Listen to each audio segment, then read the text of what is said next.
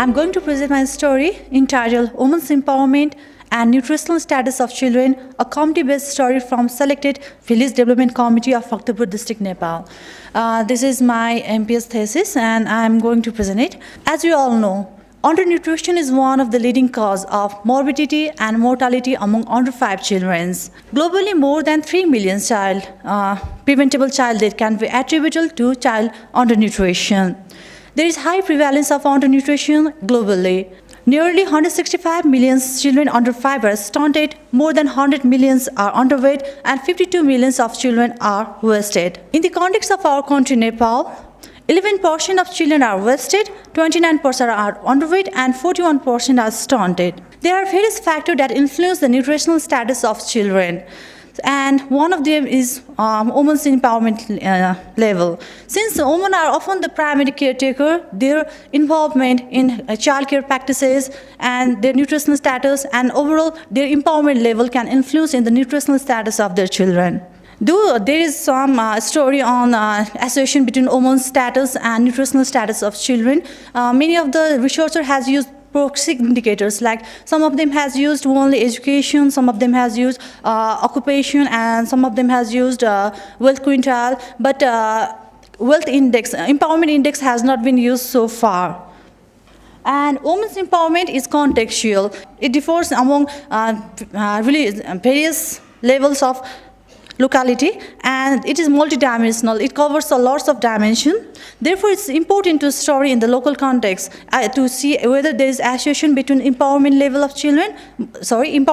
mothers and nutritional status of their children. Well, the general objectives of my story was to assess the empowerment level of mother and assess the nutritional status of their children aged 6 to 59 months in selected VDC of Bhaktapur District, Nepal.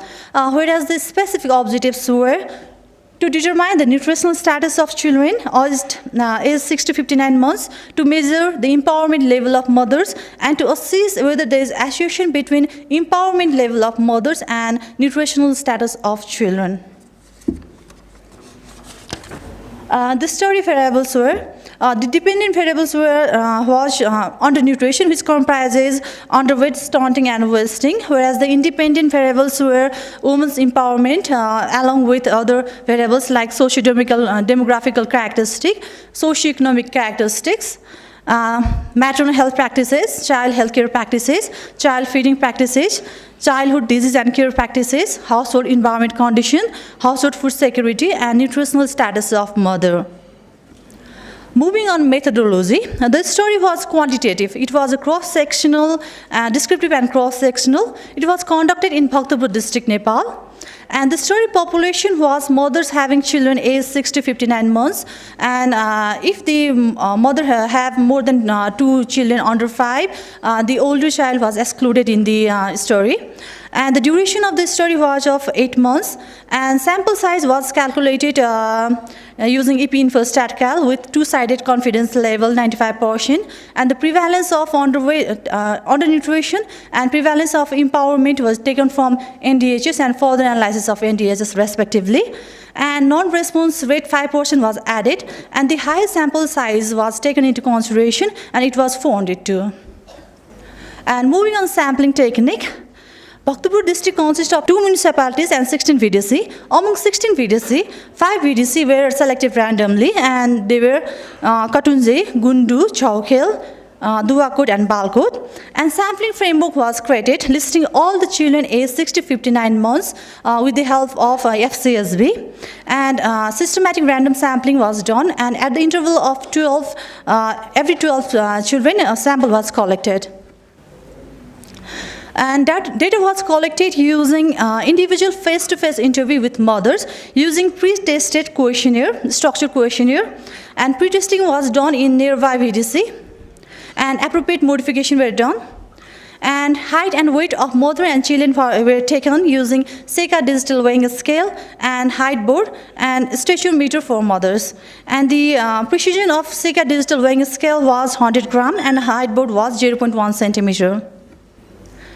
And very interesting, Women's Empowerment Index. It was adopted from further analysis of NDHS, and it comprises of 5 variables: household decision making, membership in community groups, cash earning, ownership of house or land, and mother's education.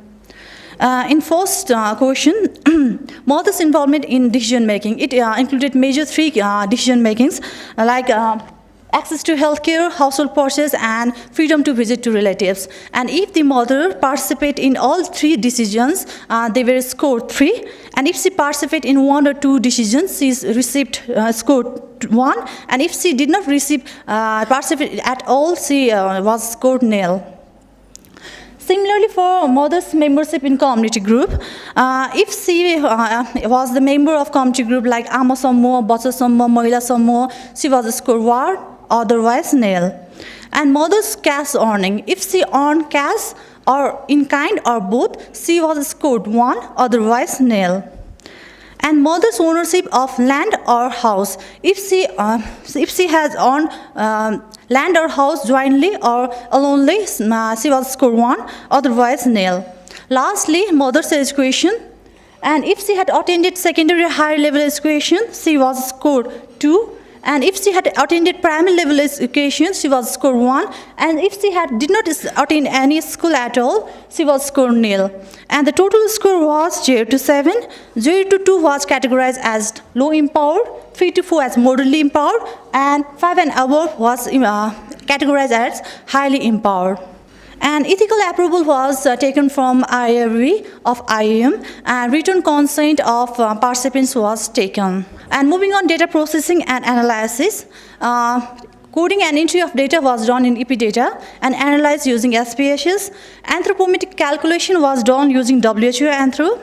And descriptive analysis, bivariant and multivariate analysis were done. And in bivariant analysis, chi-square tests and feature exact tests were done.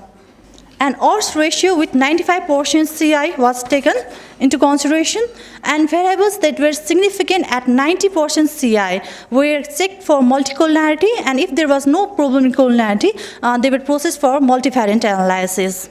Moving on results. Demographic characteristics.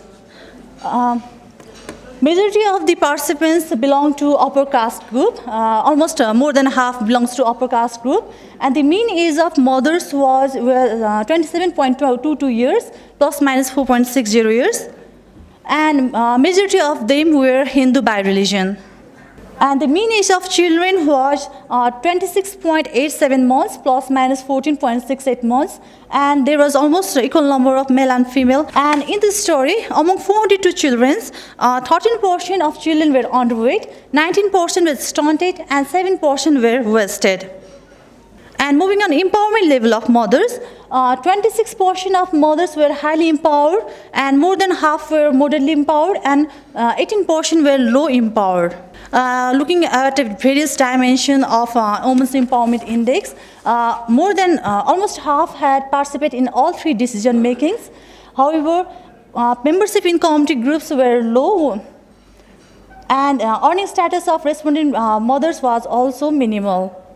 Similarly, mothers' ownership of house or land was also minimal. Only 7.2% of mother has ownership of house or land. And regarding the educational status of respondent, more than half have educated SLC and above level of education, and only 8.7 had not attended school at all. And those variables, those were significant at 90% CI. In bivariant analysis were subjected to multivariant analysis, and before doing multivariant analysis, multicollinearity test was done, and there was no problem in collinearity as VIF was less than 10. For underweight it was 1.228, for stunting it was 1.669, and for wasting it was 1.199.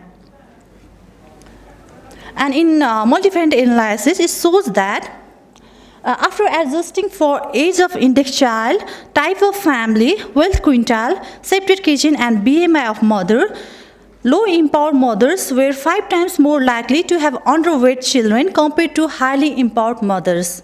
Similarly, after adjusting for age of index child, wealth quintile, place of delivery, number of growth monitoring in the last 6 months, treatment of drinking water, separate kitchen, and BMI of mothers, low empowered mothers were 3 times more likely to have stunted child compared to highly empowered mothers.